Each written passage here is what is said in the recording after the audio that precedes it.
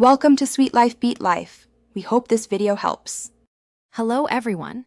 In this video, I will explain how to program your Hyundai Elantra key fob. This easy guide will help you get your remote working smoothly, whether you've just replaced the battery or are setting up an additional fob for an older model. It's a simple process that can save you a trip to the dealership. We'll walk through each step, ensuring you understand how to get your key fob communicating with your vehicle effectively. Let's get started. Before we begin the programming sequence, it's crucial to gather a few essential items.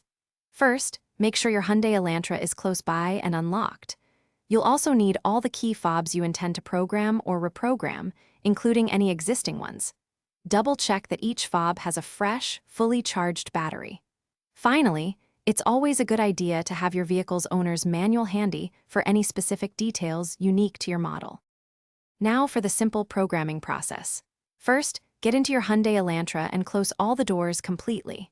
Next, insert your key into the ignition and turn it to the ACC accessory position. Then, take your key fob and press and hold down the unlock or open button. Continue holding this button for about 20 seconds. You'll know it's working when your car's door locks cycle, meaning they lock and then unlock. Once this happens, release the button and turn the ignition key to the off position. After completing the steps, it's time to test your key fob. Try locking, unlocking, and using any other functions to ensure everything works correctly. If it doesn't respond, simply repeat the programming process from the beginning.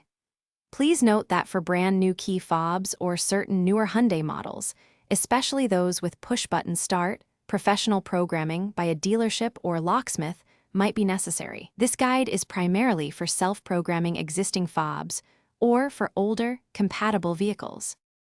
Thanks for watching. Consider subscribing if we helped you.